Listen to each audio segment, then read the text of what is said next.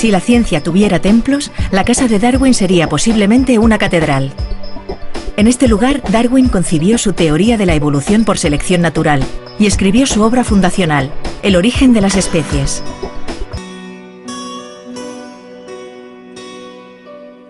Estoy realmente emocionado, es para estar emocionado. En este invernadero, que era el invernadero de Charles Darwin, al que a mí me gusta llamar el fundador del pensamiento moderno, realmente, aquí estudiaba lo que él llamaba la descendencia con modificaciones. Luego a eso lo llamábamos nosotros, utilizando el título de una obra suya, tal vez la más famosa, El origen de las especies. Pero es fantástico pensar que empezó en este lugar de la campiña inglesa estudiando el origen, nuestro lugar en el universo, y acabó en los mares, en las Islas Galápagos, Dios sabe dónde.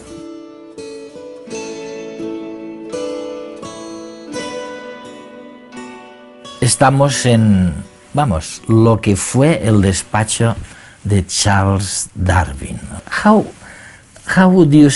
¿Cuál es el mensaje que Darwin envía a todo el mundo?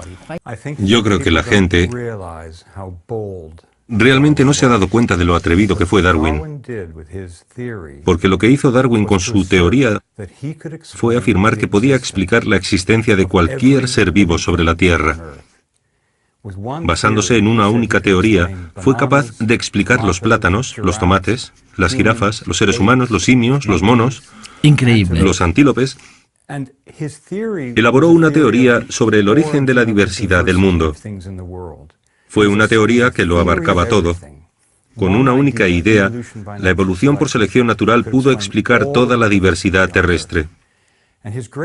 Hizo gala de gran lucidez al determinar que todas las especies terrestres descienden de otras especies y que en ese proceso de descendencia se modifican y se adaptan al entorno. La historia de la vida comenzó hace 3.800 millones de años. Microbios, vertebrados, plantas, insectos, todos descendemos de un antepasado común. En la actualidad, los científicos han clasificado aproximadamente 1,5 millones de especies distintas y calculan que esa cantidad es apenas entre el 10 y el 50% de las especies que aún quedan por descubrir. A pesar de esta gigantesca diversidad biológica, todas las definiciones de especie que ha establecido la ciencia son arbitrarias. La historia de la vida es un fenómeno dinámico y en constante cambio, en el que los límites entre las especies muchas veces son difusos. La otra cuestión que genera debate en la comprensión del mundo vivo es la de cómo surgen nuevas especies. Siguiendo la línea de Darwin, la mayoría de los científicos creen que las especies aparecen por la acumulación lenta y paulatina de modificaciones, que si favorecen la supervivencia de la especie, serán promovidas y conservadas por selección natural. De este modo, algunas especies sobreviven y otras no. Darwin publicó su teoría de la evolución en 1859 en un libro titulado El origen de las especies, y desde entonces ha generado polémica. Era la conclusión de un trabajo que Darwin había iniciado casi 2 décadas atrás, cuando salió a navegar por el mundo en un barco llamado Beagle. En esa expedición, Darwin recogió miles de animales y plantas que eran diferentes a lo que había conocido. Y al regresar a Inglaterra, quedó fascinado con la gran cantidad de pájaros que había encontrado en unas remotas islas situadas ante la costa de Sudamérica, las Galápagos.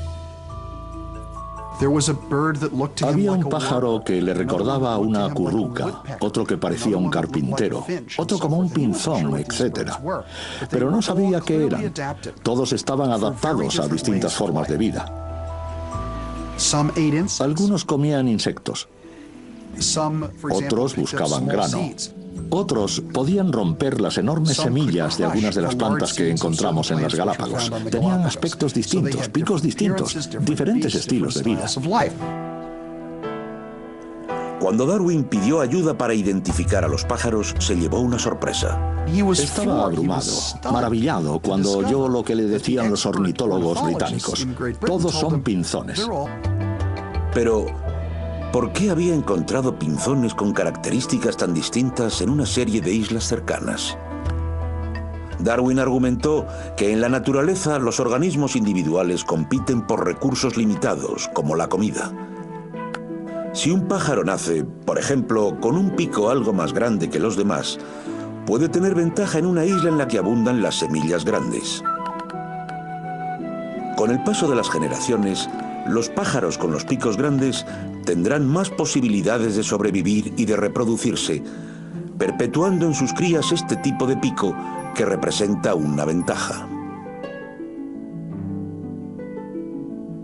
Darwin lo llamó selección natural, porque las fuerzas de la naturaleza, como en el entorno de una isla de las Galápagos, seleccionan a los organismos mejor adaptados.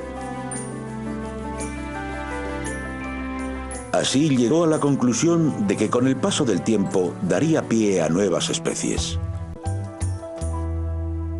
Darwin creía que todas las plantas y los animales que vemos en la actualidad se habrían desarrollado siguiendo ese proceso. A la evolución gradual de las especies nuevas la denominó descendencia con modificación y representó las relaciones entre todos los seres vivos en un árbol de la vida en el que cada rama era una especie descendiente de un antepasado común. Si seguimos el árbol de la vida desde muy atrás, por ejemplo, desde nuestra rama, vemos nuestro parecido con los simios. Y si bajamos un poco, vemos las similitudes con otros mamíferos. Más abajo con los reptiles y finalmente con los anfibios, los peces, hasta llegar a los gusanos, las medusas, etc. Darwin creía que las pruebas para su teoría del antepasado común se encontraban bajo el suelo en forma de fósiles transicionales. Por ejemplo, si tras millones de años los peces dieron paso a algunos animales terrestres, deberíamos encontrar fósiles de criaturas que se extinguieron y que eran mitad animal acuático, mitad terrestre. Y la predicción está clara en este caso. Si vamos a buscar las piedras de la época adecuada y del tipo correcto, deberíamos encontrar la transición entre dos formas de vida, el pez y el anfibio. Muchos científicos creen que la vida empezó en el agua hace por lo menos 3.500 millones de años. Mucho más tarde, unos 375 millones de años atrás, el árbol de la vida se ramificó cuando los peces primitivos evolucionaron en anfibios, las actuales ranas y salamandras que viven parte de su vida en la Tierra. Con esta predicción entre manos, Sabin y sus compañeros organizaron una expedición a uno de los lugares más desolados de la Tierra, el Ártico canadiense, a unos 800 kilómetros del Polo Norte. Uno de mis compañeros estaba cavando y descubrió un morro que salía por uno de los lados del acantilado. Así, fueron quitando más piedra y más y más, y nos dimos cuenta de que era el morro de un animal con la cabeza plana. Así constatamos que un animal de cabeza plana de 375 millones de años de antigüedad iba a ser interesante. Lo bautizaron Tiktaalik, que significa pez grande de agua dulce en el idioma de los inuit. Es uno de los mejores fósiles transicionales que se han descubierto y que demuestran que los animales terrestres evolucionaron a partir de los peces. Criaturas como el Archaeopteryx, que presenta una cola larga y dientes como los dinosaurios, además de plumas, como los pájaros actuales. Cómo los antepasados de los reptiles modernos evolucionaron en unas criaturas que se extinguieron y que comparten un antepasado común con los mamíferos. Y cómo las ballenas evolucionaron sorprendentemente a partir de unos enormes animales terrestres que regresaron al mar. Darwin estaba convencido de que las especies evolucionaban con el paso del tiempo, cuando la selección natural influía sobre los rasgos heredados.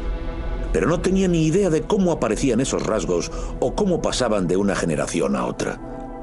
Cuando los científicos del siglo XX descubrieron el papel que el ADN juega en la herencia, fundaron una nueva rama científica llamada genética que ponía a prueba a Darwin.